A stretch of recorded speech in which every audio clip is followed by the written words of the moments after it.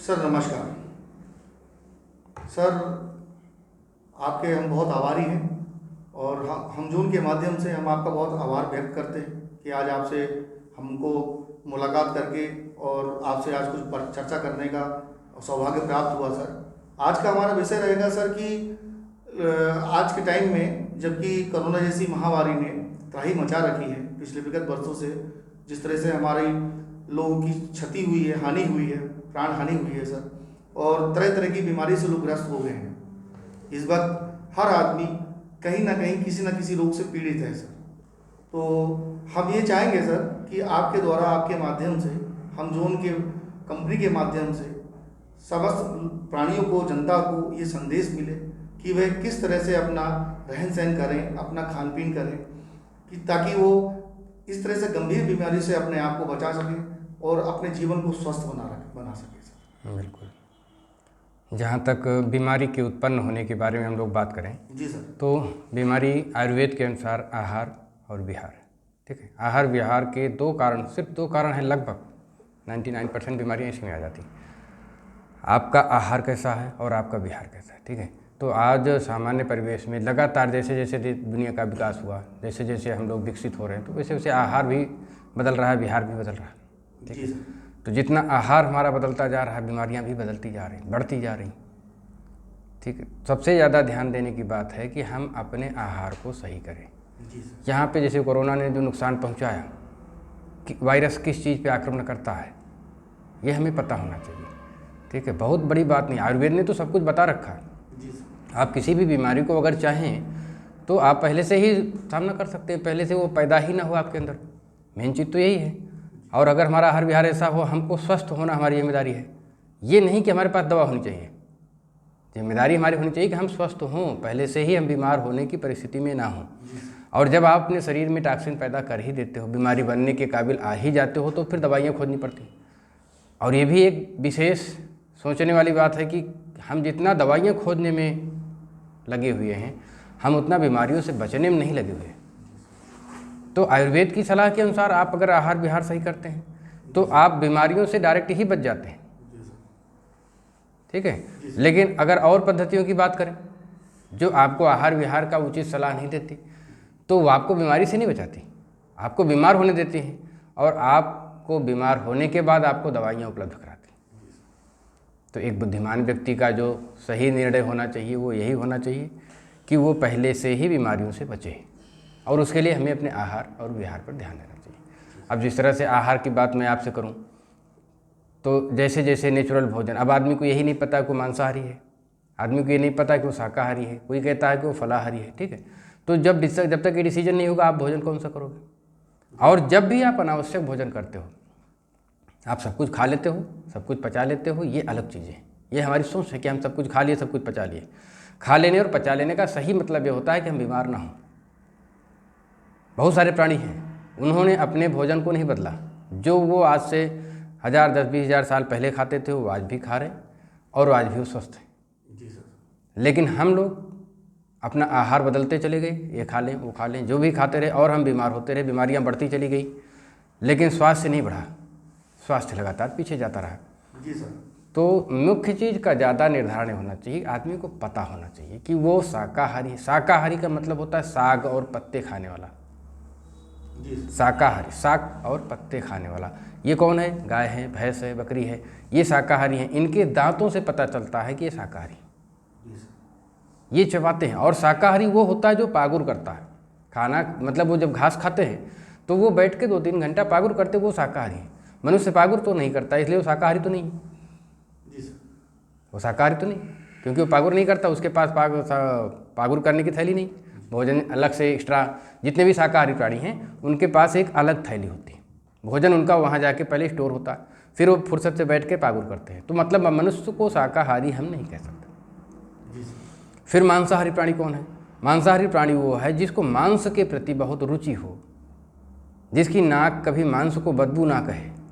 शेर है, कुत्ता है, बिल्ली है, अगर ये सड़ी हुई मांस के पास बैठेंगे तो भी खाएंगे आराम से, और आप उधर से एक सड़ी हुई लाश के बगल से गुजरे तो आप रुक नहीं सकते। तो निश्चित रूप से आप मांसाहारी नहीं हैं, क्योंकि मांस आपको अप्रिय क्यों है? जिसको मांस प्रिय है, जिसका मांस भोजन है, वो तो सड़े हुए को भी खाता है, उसको मांस से बदबू नहीं आती है, कुत्ते को बल्कि उसको तो खुशबू आ रही, दौड़ के वहाँ पहुँच जाता, उसके लिए सड़ने का ज़्यादा मतलब नहीं है कुछ। तो यानी मांसाहार भी आपका भोजन नहीं है। जिसको ईश्वर ने आपके लिए बना रखा है वो है फलाहारी, ठीक है। फल का आहार आप कर सकते हैं, लेकिन फलाहारी में ज़्यादा करके बंदरों का ग्रुप आता है।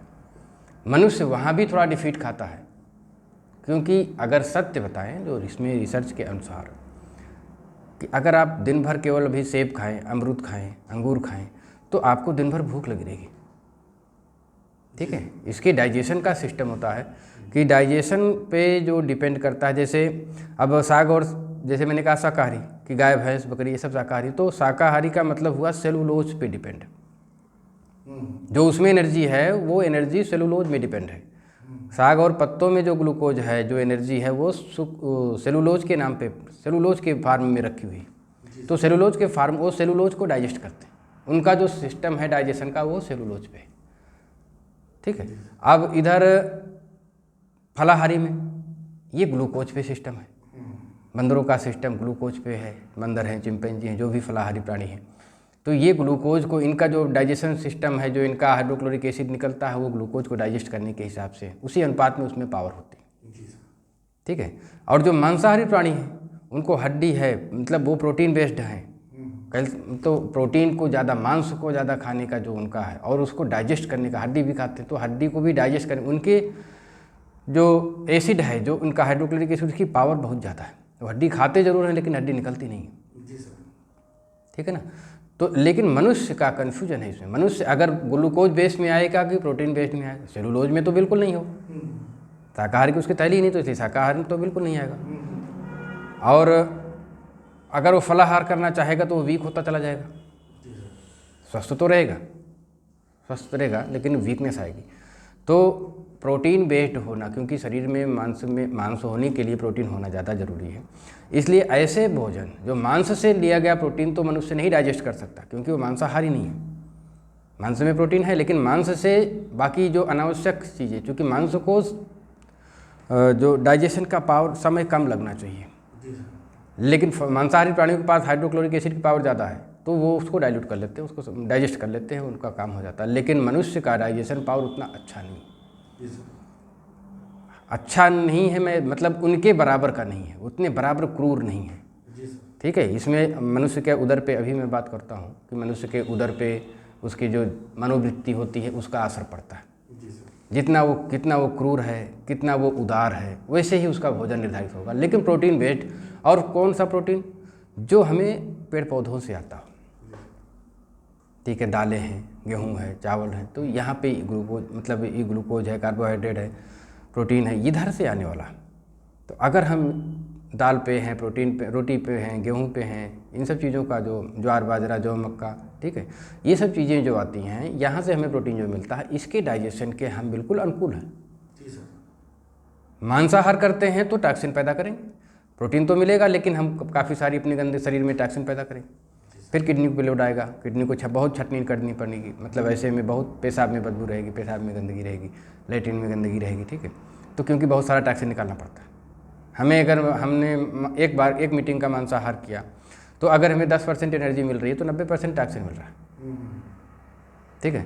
वो मजबूरन आप उसको खाते हो, वो अलग चीज़ है, लेकिन आप सोचो कि उससे स्वास्थ्य रहेगा, स्वास्थ्य, क्योंकि बीमारी के लिए आपके शरीर में टॉक्सिन बढ़ता जाएगा और एक लिमिट में आने के बाद आपको कोरोना जैसी बीमारियाँ, कोई भी बीमारी, वो तो चलो वायरस है, लेकिन और भी बीमारियाँ, आपका किडनी खराब हो, किडनी पे वर्कलोड ज़्यादा पड़ जाएगा, पेट पे वर्कलोड ज़्यादा पड़ेगा, पेट खराब होगा, बैक्टीरिया पनपेंगे शरीर में, क्योंकि स्मेल रहेगी, बदबू रहेगी टॉक्सिन की वजह से।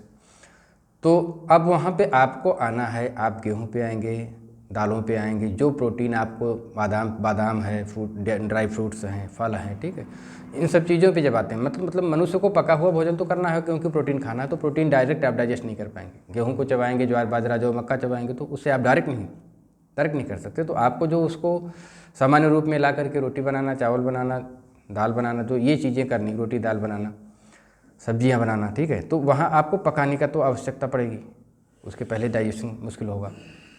तो जब आप इस पद्धति में आ गए, डाइजेशन करने के सिस्टम पे आ गए, अब आपको ये समझना कि यहाँ पे टॉक्सिन अब नहीं बनेगा, ना के बराबर। अभी 150 साल पहले जब इतना ज़्यादा फास्ट फूड नहीं चल रहा था तो लोग इतना बीमार नहीं हो रहे थे, महामारी तो तब भी आती थी वायरस की, लेकिन इतना ज़्यादा लोग बीमार नहीं होते थे। उसको रोज़ उनको कभी किडनी फेल हो रही, हार्ट फेल हो रहा है, उनको इस तरह की बीमारियाँ नहीं होती थी। वो वात पित्त का और सब चीज़ जानते थे, उसका समानुपात रखते थे। गेहूँ का प्रचलन नहीं था, गेहूँ के आने के बाद से ज़्यादा बीमारियाँ बढ़ी, तो गेहूँ का प्रचलन नहीं था उतना। ज्वार बाजरा जो मक्का, ठीक है, इन सब चीज़ों का यूज हो रहा था। लोग खाना भी अच्छा खा, तो वो आप समझिए कि अपने शरीर के अनुकूल भोजन ले रहे थे। वो हम आज भी ले सकते हैं।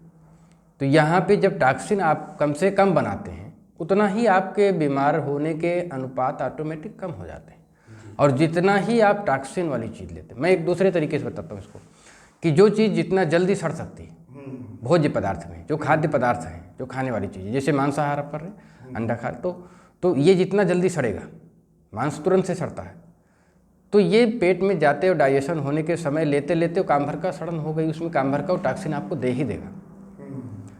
लेकिन आपने फल लिया, आपने गेहूँ का भोजन मतलब रोटी लिया, दाल लिया, सब्जियाँ ली, तो इसको खाने के बाद आपके पेट में वो सड़ेगा नहीं, वो डाइजेस्ट होकर के बाहर निकल जाएगा, उसके बाद ही सड़ेगा।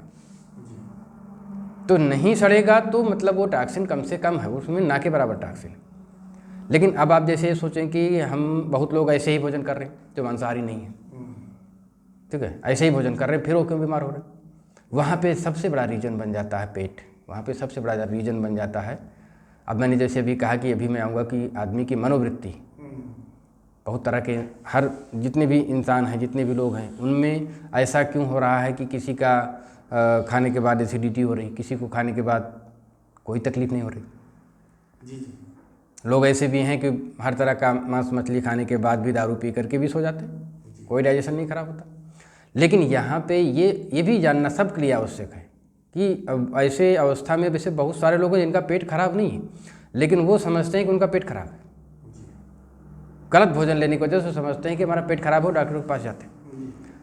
इसमें आपको ये देखना चाहिए, हर व्यक्ति को देखना चाहिए कि उसकी मनोवृत्ति कैसी है।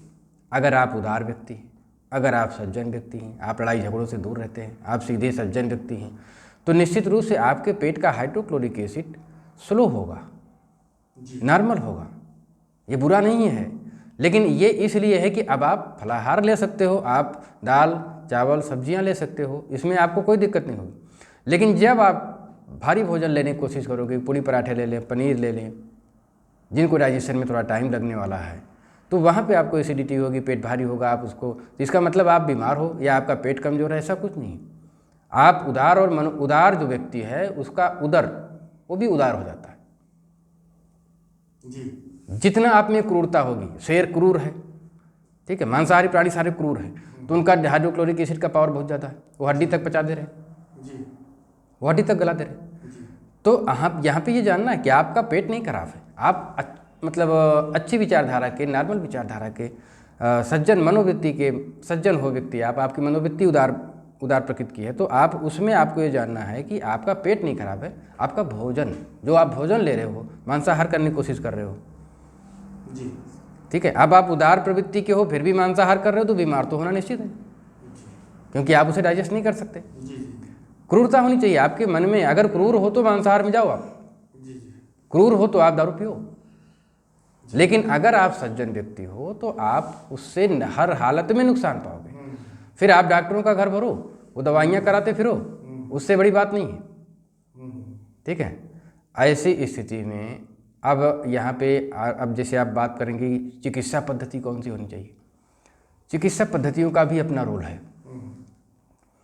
जब आप सोचते हैं कि हम सारा टॉक्सिन बाहर निकाल के बीमारी को जड़ से सही करें, तो ये तो सिर्फ आयुर्वेद करता है। बीमारी निकालने का काम लेट्रिन से, पेशाब से, ये बीमारी निकालने वाली ही पद्धति है। जो शरीर में बना हुआ उसको भी निकाल देती है और नया नहीं बनने देती, रिपेयर कर देती है आपको। लेकिन अब जैसे आराम, तत्काल आराम, ये एलोपैथिक में आपको जाना है। इमरजेंसी केसेज, एक्सीडेंट हुआ, हाथ पैर कट गए, टूट गया, चोट लग गई, तो तत्काल आराम के लिए आपको एलोपैथ में जाना चाहिए, क्योंकि उसके लिए उनके पास ज़्यादा अच्छी दवाइयाँ हैं, वो तत्काल आराम दे देंगे आपको, तत्काल इमरजेंसी में जान बचा लेंगे। वहाँ के लिए वो बहुत इंपॉर्टेंट है, आप उसे इग्नोर नहीं कर सकते। लेकिन आप सोचो कि उससे हम डायबिटीज़ बीमारी ख़त्म कर देंगे, ब्लड प्रेशर की बीमारी ख़त्म कर देंगे, तो वहाँ पे निदान नहीं है। निदान आयुर्वेद में है, आराम एलोपैथ में है, ठीक है। आप क्या ढूंढ रहे हो, आराम ढूंढ रहे हो, एलोपैथ में जाओ। निदान ढूंढ रहे हो, बीमारी जड़ से खत्म हो जाए तो आयुर्वेद में जाना पड़ेगा। बिल्कुल सर। ठीक है, और होम्योपैथ भी आयुर्वेद के बहुत नज़दीक है। होम्योपैथ भी आयुर्वेद के बहुत नज़दीक है, उसमें भी उभार आते हैं, उसमें भी बीमारी को निकालने का सिस्टम होता है, उसमें वक्त लगता है। जी सर। वो एक लंबी प्रक्रिया की दवाइयाँ हैं। ठीक है, लेकिन सबका अपना रोल है। अगर आपको ऐसी बीमारियाँ हैं, क्योंकि ये थोड़ा सा डीप ज़्यादा है, मैं आपको इसको दूसरे तरीके से बताऊँ, थोड़ा सा और बंटवारा करूँ तो सर आपका जो मेन मकसद है बताने का कि आपका जो संदेश है लोगों को कि सबसे पहले अगर आदमी को स्वस्थ रहना है तो उसको अपने भोजन पे ध्यान देना पड़ेगा, उसको अपने आहार और विहार पे ध्यान देना पड़ेगा। अगर व्यक्ति इन सब चीज़ों को ध्यान से अगर एडजस्ट कर लेता है और प्रकृति के अनुसार अपना खान पीन चयन करता है तो उसके बीमार होने की कम संभावना है। बिल्कुल, और बिल्कुल। उसका जीवन स्वस्थ रहने की बहुत संभावना है। बिल्कुल। बहुत बहुत शुक्रिया सर आपका। ऐसे ही अन्य कई विषयों पर आपसे चर्चा होती रहेगी और आपके माध्यम से समस्त देशवासियों को ज्ञान मिलता रहेगा सर और स्वस्थ रहने का गुणमंत्र मिलता रहेगा सर। आपके बहुत आभारी हैं सर, आपका आने का, आपका सबको संदेश देने के लिए सर। हम जो आपका बहुत बहुत शुक्रिया धन्यवाद करती है सर। जी सर। नमस्कार सर।